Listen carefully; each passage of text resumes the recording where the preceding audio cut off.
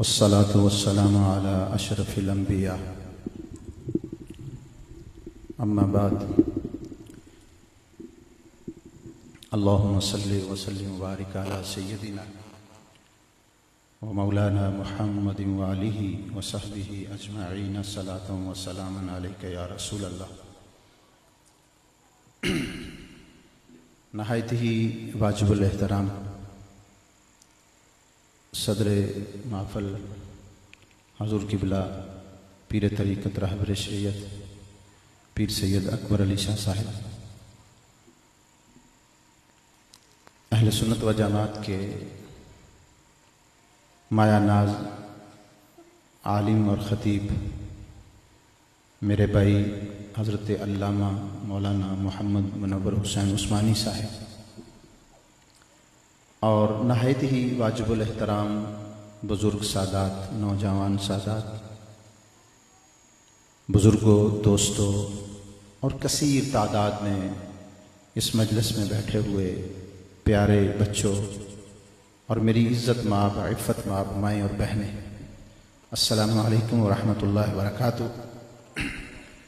آپ کو معلوم ہے کہ ہمارا یہ پروگرام نماز مغرب سے عشاء تک ہے، اور عشاء کو ہم کچھ لیٹ پڑھیں گے۔ حضرت عثمانی صاحب نے عشاء کے بعد ایک اور جگہ جلسہ میں خطاب فرمانا ہے، ہمیں ان کی اس مصروفیت کا بھی احساس ہے، لیکن اس بابرکت موقع پر میں بھی چند ایک گزارشات آپ کے گوش گزار کرنا چاہتا ہوں، اور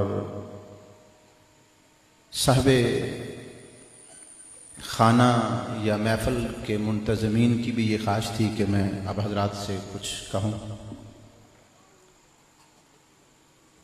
حضرت عثمانی صاحب آپ سے خطاب فرمائیں گے، آپ ان کی خطابت سے واقف ہیں،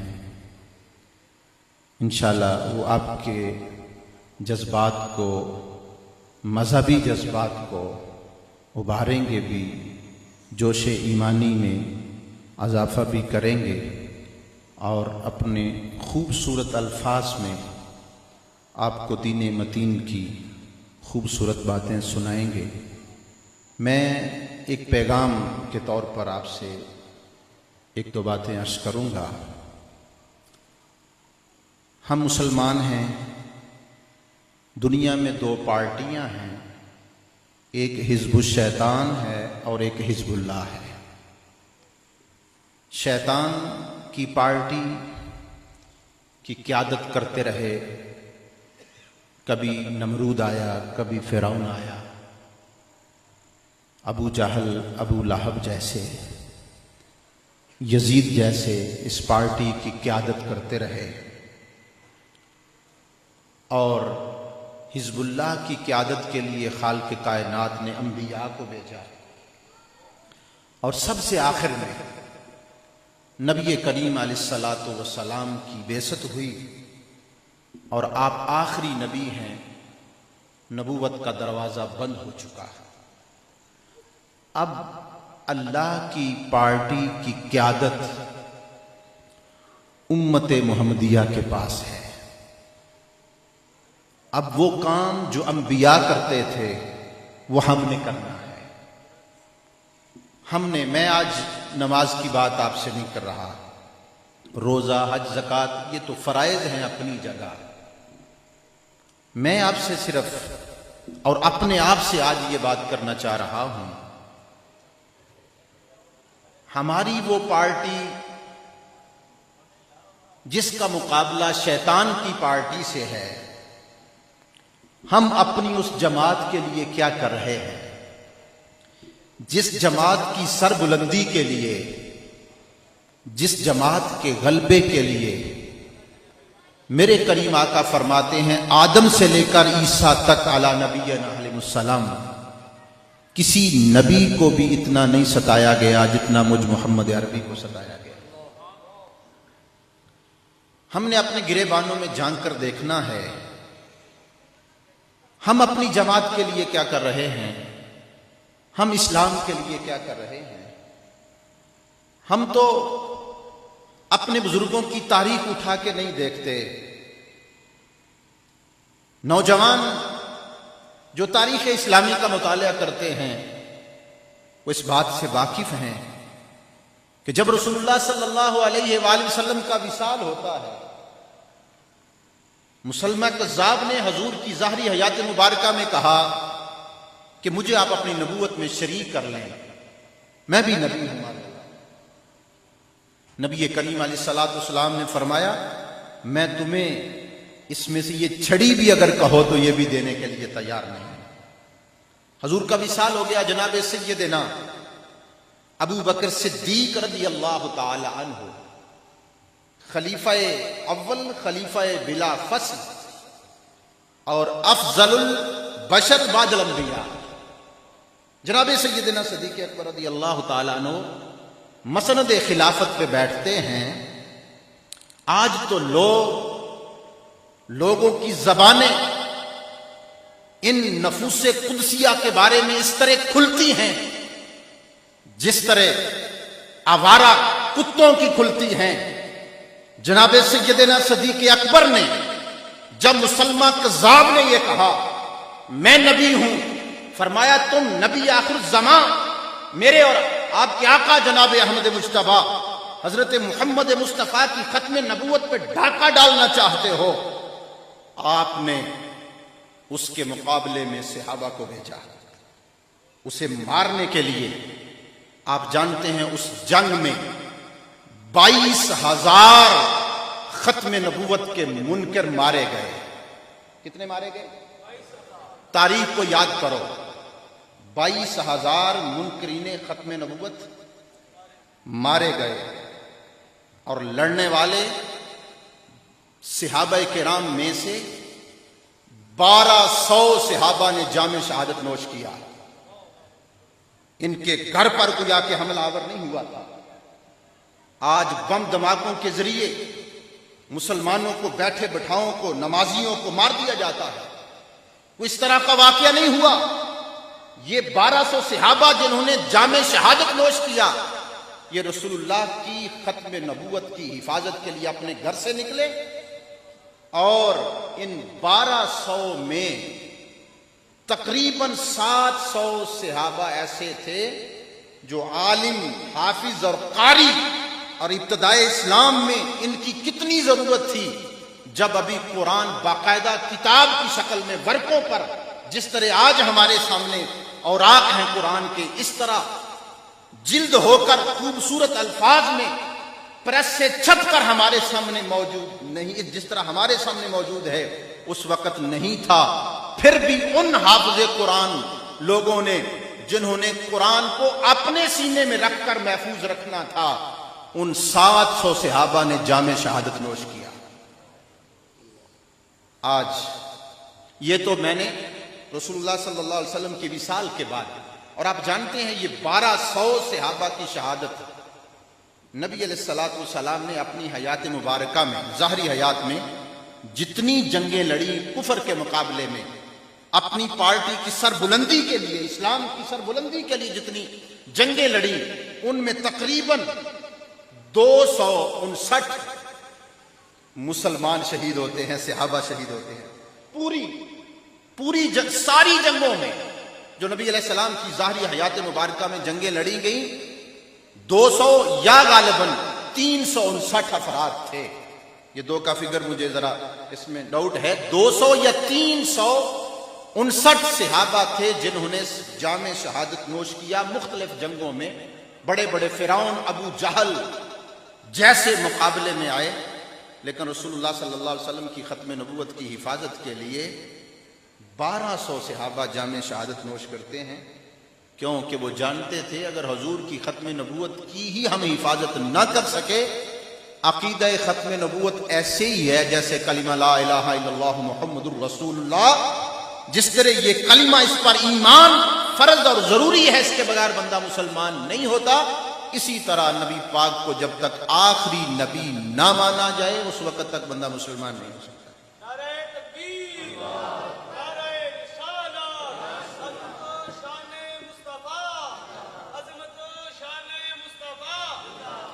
حضور کی حیات مبارکہ کے بعد، ظاہری حیات کے بعد، آپ کے وصال شریف کے بعد، یہ ایک جنگ کا اسلام کی سربلندی کے لیے جو جنگ ہوئی اس کا میں نے تذکرہ کیا. اب اسلام کی سربلندی کے لیے جو رسول اللہ صلی اللہ علیہ وسلم کے جانثاروں نے جو قربانیاں دیں، اصحاب رسول نے، آل رسول نے، اہل بیت رسول نے، اب میں اس کی تفصیل میں نہیں جاتا. ہم نے اپنے آپ پر غور کرنا ہے، ہم کیا کر رہے ہیں، ہم اسلام کو بچانے کے لیے کیا کر رہے ہیں. آپ سمجھیں گے کہ اسلام پر مشکل وقت آ گیا. ہاں، اس ملک میں توجہ ہے میری طرف، اس ملک میں لوگ عیسائی ہو رہے ہیں کلمہ پڑھنے والے. اس ملک میں، پاکستان میں، اندرون سندھ مجھے جانے کا اتفاق ہوا. عثمانی صاحب اندرون بلوچستان، عثمانی صاحب پورے ملک میں پھرتے ہیں ماشاءاللہ دین اسلام کی تبلیغ کے لیے. اندرون سندھ، اندرون بلوچستان، بلکہ مجھے 3-4 سال سے عرب افریقی ممالک میں جانے کا اتفاق ہو رہا ہے. وہاں عربوں کو عیسائی بنایا جا رہا ہے، قادیانی بنایا جا رہا ہے. کس طرح؟ ہم وہاں جاتے ہیں، ہم لوگوں سے بات کرتے ہیں اور ہمیں اپنی فکر ہوتی ہے کہ شام کا کھانا ہم نے کہاں سے کھانا ہے، اور ہمارے مبلغین کے مقابلے میں عیسائی اور قادیانی، پوری دنیا کے عیسائی حکمران پوری دنیا میں اربوں ڈالر دے کر اپنے مبلغین کو بھیج رہے ہیں، جاؤ جا کر اسلام کو ختم کرنے، اسلام کو مٹانے اور اسلام کو بدنام کرنے کے لیے یہ اربوں ڈالر لے جاؤ، لوگوں کو کھانا دو، ان کو پیسہ دو. میں آپ سے پوچھتا ہوں، جس پیٹ میں 2 دن سے کھانا یا پانی نہ ہو، وہ آپ کی دلیل سنے گا یا کھانا پکڑے گا؟ وہ کھانا پکڑے گا. اس وقت پوری دنیا میں 60 کے قریب اسلامی ممالک میں ایک بھی مسلمان حکمران کو یہ توفیق نصیب نہیں کہ وہ اسلام کی تبلیغ کے لیے ایک مبلغ اپنے خرچے پر کہیں بھیج دے. یہ اسلام پر کتنا مشکل وقت آ گیا. ایک وہ وقت تھا کہ حکمران اسلام کے لیے جنگیں لڑتے تھے، خلفائے راشدین اسلام کی سربلندی کے لیے جنگیں لڑتے تھے.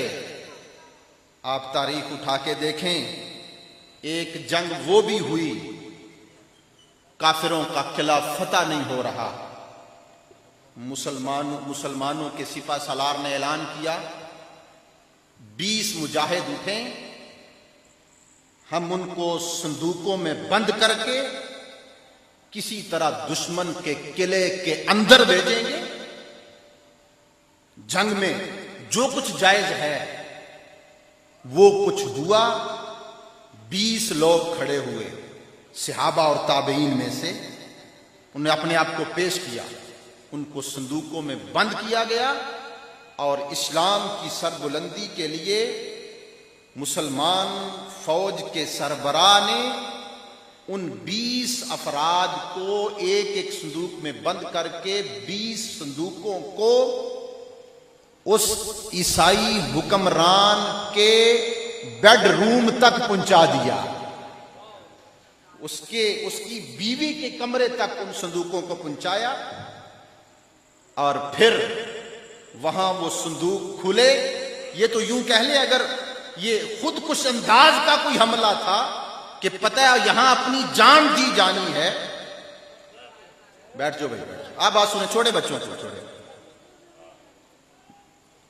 وہ لوگ وہاں پہنچے، جناب خالد بن ولید باہر قلعے کے باہر تھے، وہ اندر صندوقوں سے نکلے، باہر سے انہوں نے اس کی بیوی کو پکڑا اور بادشاہ کو قبضے میں لیا، قلعے کا دروازہ کھولا اور قلعے کو فتح کیا. ایک وہ زمانہ تھا جب مسلمان اس طرح اسلام کے لیے لڑتے تھے. آج ہماری حالت یہ ہے کہ ہمارے پوری دنیا میں، عالم اسلام میں، ایک حکمران اسلام کو بچانے کے لیے ایک بندے کو تبلیغ پہ بھیجنے کے لیے تیار نہیں.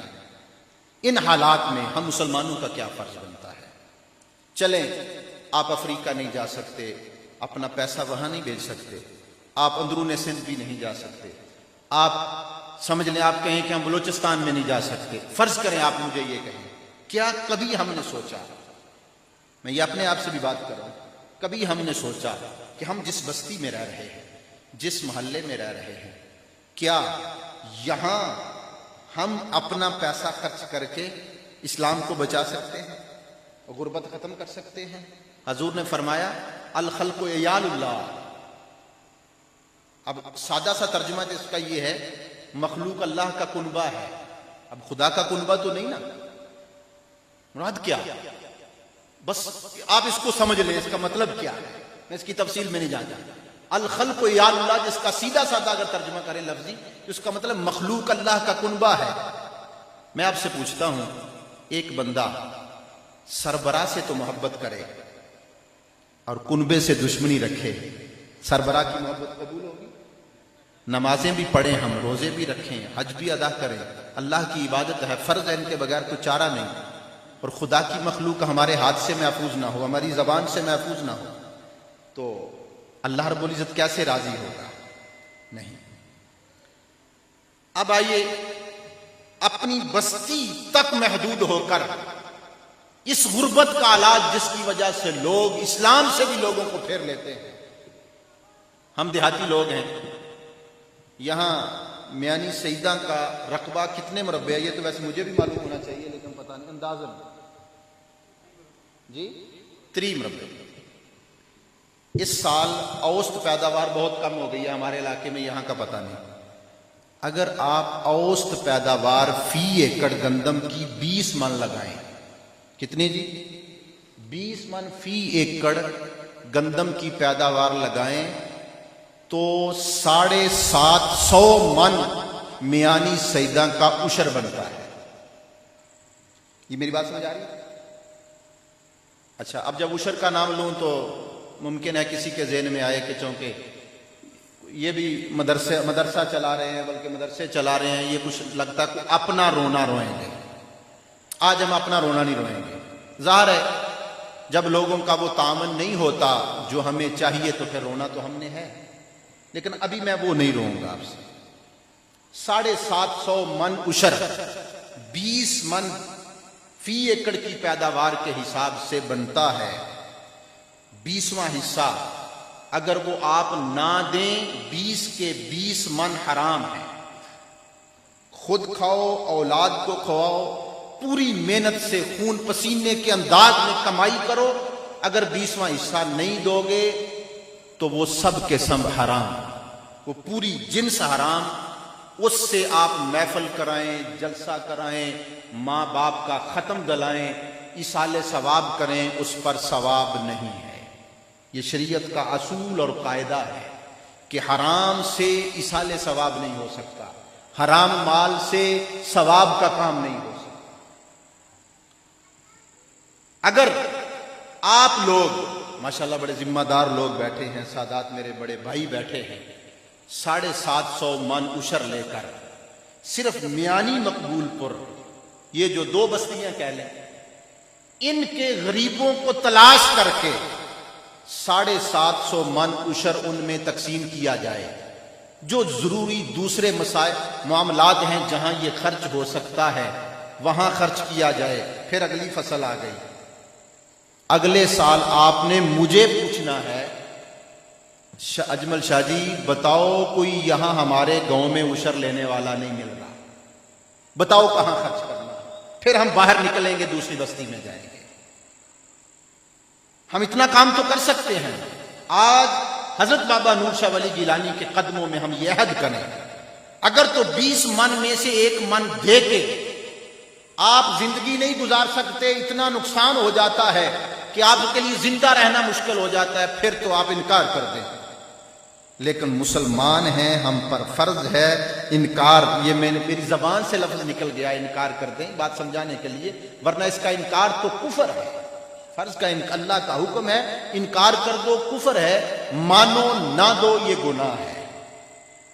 آپ وعدہ کریں، عہد کریں، ہم نے اپنے رزق کو پاک کرنے کے لیے اپنی فصل کا عشر نکالنا ہے اور کمیٹی بنا کے اسے اپنی بستی پہ خرچ کریں، عالم دین سے پوچھیں کہ یہ کہاں کہاں خرچ ہو سکتا ہے، وہاں وہ خرچ کریں۔ اگلے سال یہ لوگ کہتے ہیں وہ خلفائے راشدین کا زمانہ کب آئے گا، عمر بن عبدالعزیز کا زمانہ کب آئے گا؟ میں کہتا ہوں زرداری صاحب کے ہوتے ہوئے اور میاں نواز شریف صاحب کے ہوتے ہوئے، یہ جو دونوں ملے رلے ہوئے ہیں، جو کچھ آپ کر رہے ہیں آپ کے سامنے ہے، ان کے ہوتے ہوئے بھی آپ عشر زکوٰۃ اٹھائے پھریں گے، کوئی لینے والا نظر نہیں آئے گا۔ شکریہ۔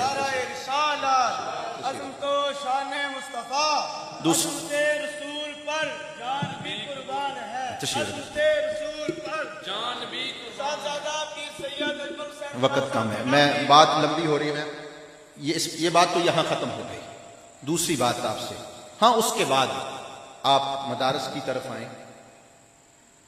یہ تو اس مرتبہ تو بالکل گندم ہوئی نہیں، ورنہ یہاں عشر 750 من نہ بنے، 1500 2000 من عشر بنتا ہے یہاں کا، وہ آپ نکالیں۔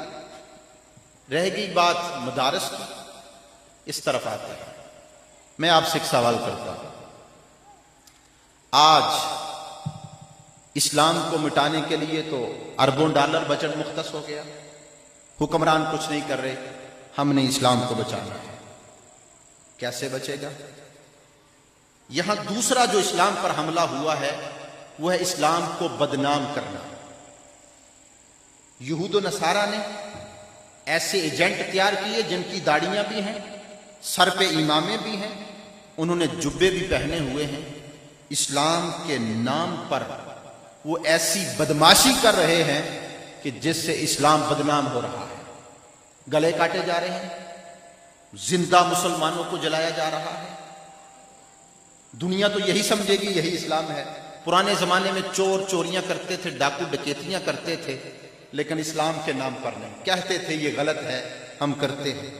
آج ان ڈاکوؤں اور چوروں سے بڑھ کر جرم کیا جا رہا ہے اور اسلام کے نام پر کیا جا رہا ہے۔ ہم نے دنیا کو بتانا ہے ہم اولیاء اللہ کو ماننے والے ہیں، حضرت بابا نور شاہ ولی کے قدموں میں بیٹھے ہوئے ہیں، اور یہ وہ اولیاء اللہ ہیں۔ آخری واسرائے ہند جب یہاں سے جانے لگا، بر صغیر سے جو انگریز واسرائے تھا یہاں سے جانے لگا، اس نے اپنی پرسنل ڈائری میں جو نوٹ لکھا ہوا تھا، توجہ ہے آپ کی، جو نوٹ لکھا ہوا تھا اس پہ لکھا تھا یہاں بر صغیر میں میں نے عجیب معاملہ دیکھا، یہاں 2 قبروں کو میں نے حکومت کرتے دیکھا، ایک داتا علی حجویری کی قبر کو، ایک خواجہ حجویری کی قبر کو۔ ہم یہ واسرائے ہند کے نوٹ، اس کی نوٹ بک میں یہ لفظ لکھے ہوئے ہیں، ہم ان اولیاء اللہ کو ماننے والے ہیں۔ آیا آج جب لوگ اسلام کا یہ تصور پیش کریں ہم خاموش رہیں؟ وہ لوگ جو اولیاء اللہ کی وارث تھے، ان خانقاہوں پر کیا ہوتا تھا؟ آنے والوں کو لنگر ملتا تھا۔ آپ کو اتفاق ہے اس بات سے؟ یہ جو اولیاء اللہ کی خانقاہیں ہیں جن کی وجہ سے پورے بر صغیر میں اسلام پھیلا ہے، یہاں آنے والے کو کیا ملتا تھا؟ روٹی ملتی تھی، ہندو آ جائے، سکھ آ جائے، عیسائی آ جائے، مسلمان آ جائے، اسے یہاں سے کھانا ملتا تھا۔ اور دوسرا، ہر خانقاہ پر دینی مدرسہ قائم تھا، ہر خانقاہ پر دینی مدرسہ قائم تھا۔ آپ حیران ہوں گے، یہ جو ہم مولوی ہیں نا، ہمیں 2-4 دورے مل جائیں نا باہر کے ملکوں کے اور پورے پاکستان میں ہم پھرنا شروع ہو جائیں، تو ہم صبح بیٹھ کے بچوں کو پڑھانا ہمارے لیے مشکل ہو جاتا ہے کہ ہم بچوں کا ناظرہ پڑھائیں۔ خدا کی قسم میں یہ پڑھ کر حیران ہوتا ہوں، داتا علی حجویری جیسی شخصیت، کتنا ان کا نظام تھا، کتنی دنیا کو وقت کے بادشاہ گورنر ان کے قدموں میں آ کر گرتے ہیں ہندو اور آ کر مسلمان ہوتے ہیں۔ داتا علی حجویری کی مصروفیات کو پڑھو، صبح اٹھ کے اپنی مسجد میں بچوں کو ناظرہ قرآن پڑھاتے ہیں۔ یہ تھا، یہ مولویوں کا کام، یہ انہی خانقاہوں پر ہوتا تھا۔ یہاں قرآن پڑھایا جاتا، داتا علی حجویری خود صبح اٹھ کے ناظرہ قرآن پڑھاتے تھے، پھر سارا دن دین کی تبلیغ ہوتی تھی، ہندو آتے تھے آپ کی نظر کے سامنے آتے تھے، مسلمان ہو جاتے تھے۔ اب وہ لوگ جو اسلام کے نام پر گلے کاٹ رہے ہیں، آپ کے سامنے یہ پاکستان میں کیا ہو رہا ہے؟ دہشت گردی کے ذریعے بم چلا کر زندہ مسلمانوں کو جلا رہے ہیں۔ اگر ہم ڈول پیٹتے رہے، میں بڑی ذمہ داری سے لیکن کرخت جملے آپ سے بولوں گا، کیونکہ یہ میرا گھر ہے اور میرے بھائی یہاں بیٹھے ہیں۔ ایک طرف اسلام کو بدنام کیا جا رہا ہو، جبے پہن کر، داڑیاں رکھ کر، امامے پہن کر، صوفی محمد جیسے درندے اسلام کو بدنام کرنے کے لیے اسکولوں، کالجوں، مدارس کو اور مساجد کو اڑا رہے ہوں، ہم ڈول پیٹتے رہیں، کل قیامت کے دن مصطفیٰ کریم کے سامنے کیا جواب دو گے؟ ہم نے دنیا کو بتانا ہے گلے کاٹنا اسلام نہیں۔ ہاں گلے کاٹے گئے، کاٹنے والا یزید اور یزیدی تھا، یزیدی تھے جن کے گلے کٹے وہ حسین اور حسینی تھے۔ ہم نے دنیا کو بتانا ہے یہ اسلام نہیں، یہ یزیدیت ہے۔ اور دوسری بات، مسلمانوں کو زندہ جلایا، یہ بم کے ذریعے کیا ہوتا ہے؟ مسلمان زندہ جل جاتا ہے، بیچارے کی ہڈیاں جل جاتی ہیں، چھوٹے چھوٹے بچوں کو، عورتوں کو جلا دیا جاتا ہے۔ اسلام کیا ہے؟ میرے آقا نے اسلام کی سربلندی کے لیے جنگیں ہوئیں، اس میں فرمایا مشرکین مکہ جنہوں نے رسول اللہ صلی اللہ علیہ وسلم کو مکہ مکرمہ سے مدینہ منورہ کے لیے ہجرت کرنے کے حالات پیدا کیے، حضور نے اپنا شہر مکہ چھوڑا، ان کے بچوں، عورتوں اور بوڑھوں کے بارے میں فرمایا کہ اے میرے صحابہ، دشمن کے بچوں کو نہیں مارنا، ان کی عورتوں کو قتل نہیں کرنا، ان کے بوڑھے جو میدان جنگ میں شامل نہیں ان کو نہیں مارنا۔ حتیٰ کہ جب رسول اللہ صلی اللہ علیہ وسلم فتح مکہ سے پہلے 10,000 صحابہ کے ساتھ مکہ مکرمہ کی طرف آ رہے ہیں خانہ کعبہ کے طواف کی نیت سے، جس وقت صلح حدیبیہ ہوتا ہے اس وقت کی بات کر رہا ہوں، 10,000 کا لشکر آ رہا ہے، رستے میں ایک جگہ کتیا اپنے بچوں کو دودھ پلا رہی ہے۔ بات میری سن رہے ہیں بچے بھی غور سے سن رہے ہیں، کتیا اپنے بچوں کو دودھ پلا رہی ہے، 10,000 کا لشکر، دیکھا کتیا بھونکنے لگی، بچے چیخنے لگے، نبی رحمت میرے اور تیرے آقا جناب احمد مجتبیٰ حضرت محمد مصطفیٰ نے صلی اللہ علیہ وسلم ایک صحابی کی ڈیوٹی لگائی کہ یہاں رک جاؤ، جب تک یہ 10,000 کا لشکر گزر نہیں جاتا اس کتیا اور اس کے بچوں کی تم نے حفاظت کرنی ہے۔ اسلام تو یہ ہے۔ بتاؤ، میں بڑی معذرت سے ہاتھ جوڑ کے آپ سے پوچھتا ہوں، لوگ گلے کاٹ کر، زندہ جلا کر مسلمانوں کو کہہ رہے ہوں ہم شریعت کے لیے یہ سارا کچھ کر رہے ہیں، اسلام کے لیے سارا کچھ کر رہے ہیں، بتاؤ اسلام کا اصل حلیہ کون بتائے گا؟ ہمارا ڈول پیٹنا، ہمارا اولیاء اللہ کے مزارات پر ساری رات ساز باز اور میوزک کے ذریعے مختلف گانے بجانے سن کے رات گزار دینا۔ میں ان کے گناہ کی بات نہیں کرتا کہ یہ کتنا گناہ ہے، اس کی شرعی حیثیت کیا ہے، میں اس کی تفصیل میں بھی نہیں جاتا۔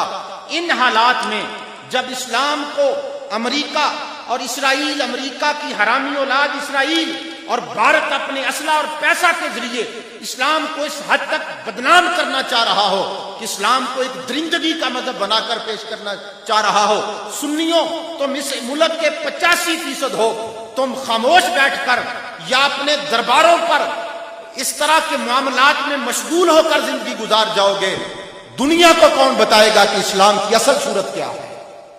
کون بتائے گا؟ یہ ہم نے بتانی ہے۔ اگر ہم دنیا کو نہیں بتائیں گے ہم مجرم ہیں، اسلام کے بھی، اللہ کے رسول کے بھی۔ ہم نے دنیا کو بتانا ہے۔ آگ لگانا مسلمانوں کے لیے، آگ جلانا مسلمانوں کا کام نہیں ہے۔ ہاں آگ جلائی گئی، جلانے والا نمرود اور نمرودی تھے، جن کے لیے آگ جلی وہ بڑے مسلمان جناب ابراہیم خلیل اللہ تھے۔ اور یہاں میں یہ ایک بات کرنا چاہتا ہوں، آگ جل گئی، اس کے شعلے آسمان سے باتیں کر رہے ہیں۔ آپ کہیں گے ہم کیا کر سکتے ہیں ان دہشت گردوں کے سامنے جنہوں نے بم ہاتھ میں پکڑے ہوئے ہیں، اسلحہ، ہم ان کے مقابلے میں کیا کر رہے ہیں؟ آؤ تاریخ کے اوراق اٹھا کر دیکھو، نارے نمرود جلی جناب ابراہیم کے لیے، اس کے شعلے آسمان سے باتیں کر رہے ہیں۔ ایک چڑیا اپنی چونچ میں پانی کا قطرہ لے کر آتی ہے، توجہ ہے، ایک چڑیا اپنی چونچ میں پانی کا قطرہ لے کر آتی ہے۔ ارے پگلی کیا کر رہی ہو؟ کہا نارے نمرود پہ ڈالنا چاہتی ہوں۔ کہ تاکہ پیارے ابراہیم پر ٹھنڈی ہو جائے. بلا چڑیا کی چونچ کا پانی کا قطرہ نارے نمرود کو ٹھنڈا کیا کر سکتا تھا؟ لیکن جب مورخ نے تاریخ لکھی، آگ جلانے والے کون تھے، آگ بجانے والے کون تھے، آگ بجانے والوں میں اس چڑیا کا نام آ گیا جو اپنی چونچ میں پانی کا قطرہ لے کر یہ ملک پاکستان مدینہ منورہ وہ پہلی اسلامی ریاست ہے جو لا الہ الا اللہ محمد الرسول اللہ کے نام پر مارز وجود میں آئی. آپ تاریخ اٹھا کر دیکھیے، مدینہ منورہ کے بعد دوسری ریاست پاکستان ہے جو لا الہ الا اللہ محمد الرسول اللہ کے نام پر مارز وجود میں آئی. ہم نے اس ملک کو بچانا ہے، ہم خالی ہاتھ سے ہی پر ایک چڑیا کا رول تو ادا کر سکتے ہیں. اور پھر اس کے مقابلے میں چھپکلی، یہ کوڑ کے لیجیے جسے ہم اپنی زبان میں کہتے ہیں، یہ پھونکے مار رہی تھی نارے نمرود کو. ارے کیا کر رہی ہو؟ کہا آگ بڑھکا رہی ہوں. کیوں؟ معاذ اللہ ابراہیم کو جلا کے جلدی راکھ کر دے. بلا وہ آگ جس کے شعلے پہلے ہی آسمان سے باتیں کر رہے ہیں، چھپکلی کی پھونکیں اسے کیا بھڑکا سکتی تھی؟ لیکن جب تاریخ لکھی گئی، چھپکلی کا نام جناب ابراہیم کے دشمنوں میں آیا. آج اسے اسی لیے مارنے کا حکم ہے کہ یہ پیارے ابراہیم سے بغض اور دشمنی رکھتی تھی، یہ اس کی نسل سے ہے. تو دوستو، ہم آج ملک پاکستان کو توڑنے کے لیے اور اسلام کو بدنام کرنے کے لیے، کفر نے دیکھا کہ اسلام مٹ نہیں رہا، اس نے کہا اسے اتنا بدنام کر دو، اس کی اتنی ایسی بھیانک صورت دنیا کے سامنے پیش کرو کہ لوگ اسلام کا نام سن کر کانپ اٹھیں. ہم نے دنیا کو بتانا ہے کہ اسلام کیا ہے، اس کی حقیقت واضح کرنی ہے.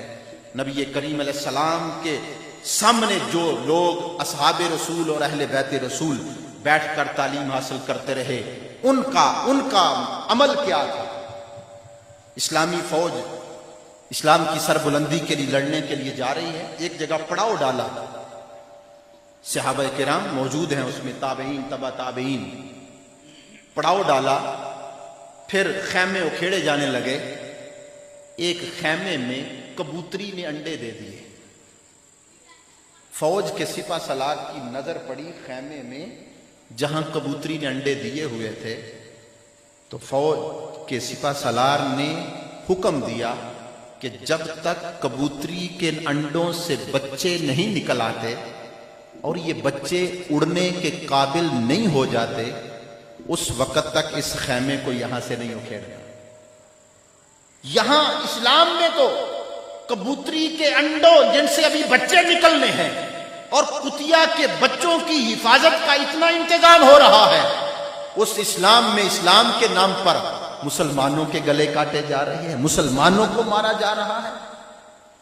ہم نے اپنا کردار ادا کرنا ہے، ہم نے دنیا کے سامنے لوگوں کو بے نقاب کرنا ہے. اور آخری بات،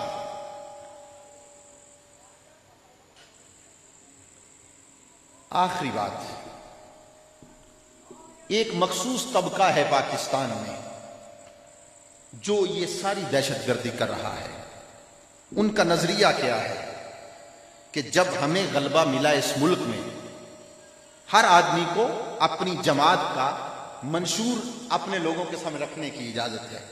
یہاں مختلف مکاتب فکر بیٹھے ہوئے، بہت بڑی توجہ سے ہماری بات سنیں. ہمارا یہ رائٹ ہے کہ ہم اپنی بات کریں اپنی قوم کو، کہ ہمارا یہ کام ہے، ہم نے وہ کرنا ہے. ایک مخصوص نظریے کے حامل لوگ یہاں ہیں، جن میں سے کچھ افراد نے اسلحہ اٹھا لیا، اور کچھ کا نقطہ نظر یہ ہے کہ جب ہمیں اس ملک پر غلبہ ہوگا، یہ مزارات، یہ شرک کے اڈے ہیں، ہم ان کو بلڈوز کر دیں گے. داتا علی حجویری کا مزار سب سے بڑا اڈا ہے، ہم اسے بلڈوز کر دیں گے. ان کا یہ نظریہ ہے. ہمیں غلبہ ملا، ہم میلاد کے جلسے اور جلوس نہیں ہونے دیں گے. ہمیں غلبہ ملا، ہم مسجدوں میں الصلاۃ والسلام علیک یا رسول اللہ کی صدائیں بلند نہیں ہونے دیں گے. میں آپ سے ایک سوال کرتا ہوں، آپ میں سے کوئی بندہ ایسا ہے جو یہ نہیں چاہتا کہ ہماری مسجدوں سے الصلاۃ والسلام علیک یا رسول اللہ کی صدائیں بلند ہوتی رہیں؟ کیا ہم نہیں چاہتے کہ اس ملک میں رسول اللہ کے میلاد پر خوشیاں منائی جائیں؟ نہیں چاہتے؟ جو چاہتے ہیں ہاتھ کھڑا کریں۔ ہم چاہتے ہیں؟ بہت شکریہ۔ ہم اپنے اس نظریے کو بچانے کے لیے کیا کریں؟ ان کے دو گروہ ہیں، ایک نے تو اسلحہ اٹھا لیا، اس کے مقابلے میں ہماری فوج آ گئی۔ پاکستان کی فوج دنیا کی بہترین فوجوں میں شامل ہے، اللہ اس کا بھلا کرے، وہ ان کے مقابلے میں آ گئی۔ ایک گروہ وہ ہے جو اپنے مدارس سے پڑھ کر دنیا میں پھیل کر اپنے اس نظریے کی تبلیغ کر رہا ہے۔ ان کا مقابلہ کرنے کے لیے آپ کے پاس کیا تیاری ہے؟ بس آخری سوال میں بات ختم کر رہا ہوں۔ دو گروہ ہیں، ایک نے اسلحہ اٹھا لیا، ان کا مقابلہ کرنے کے لیے میں آپ کو نہیں کہہ رہا کیونکہ ہمارے پاس اسلحہ نہیں ہے، فوج ان کے مقابلے میں آ گئی۔ دوسرا گروہ وہ ہے جو ہماری طرح خالی ہاتھ ہے، لیکن وہ اپنے علم، اپنی دلیل کے بل بوتے پر ہمارے لوگوں کو گمراہ کر رہے ہیں، اہل بیت رسول کی دشمنی اور بغض سکھا رہے ہیں۔ وہ ایسے جلسوں میں کہتے ہیں اٹھو کون اپنے بیٹے کا نام یزید رکھے گا؟ اپنے جلسوں میں، جیسے ہم جلسہ کریں اس طرح جلسوں میں ان کے خطیب تقریر کرتے ہیں، کون ہے جو جہاد کرے گا اپنے بیٹے کا نام یزید رکھے گا؟ یزید لعین کے نام پر کون اپنے بیٹے کا نام رکھے گا؟ اہل بیت رسول کی دشمنی۔ میں آپ سے پھر دستبرد عرض کرتا ہوں، ان کا مقابلہ کیا فوج آئے گی کرنے کے لیے؟ شاہ صاحب قبلہ، سہیل شاہ صاحب، فوج تو نہیں آئے گی، ان کا مقابلہ کس نے کرنا ہے؟ وہ مدارس سے پڑھ کے نکلتے ہیں، اپنے مسلک عقیدے کی تبلیغ کرتے ہیں، ان کا مقابلہ آپ کہیں گے ہمارے نعت خواں کریں گے؟ نہیں، نعت خواں تو صرف نعت پڑھیں گے، وہ تو ان سے دلائل سے بات نہیں کر سکیں گے۔ ان سے مقابلہ کرنے کے لیے مسلک حق کا اور اسلام کا عالم بننا ضروری ہے، اور اس کے لیے اپنے مدارس میں اپنے بچوں کو بھیج کر عالم بنانا ضروری ہے۔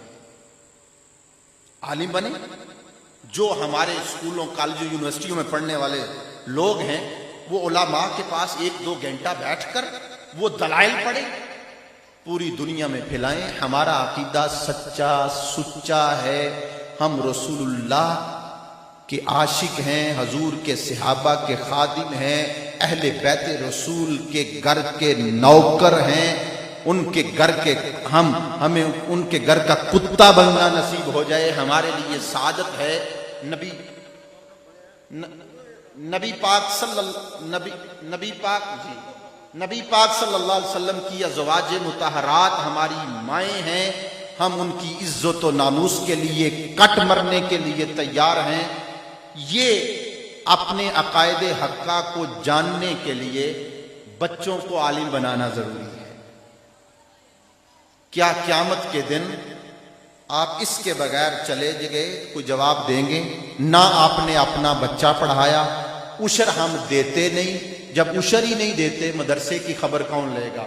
جو رب کے حکم پر عشر نہیں دیتا، زکوٰۃ نہیں دیتا، وہ میری بات کیسے سنے؟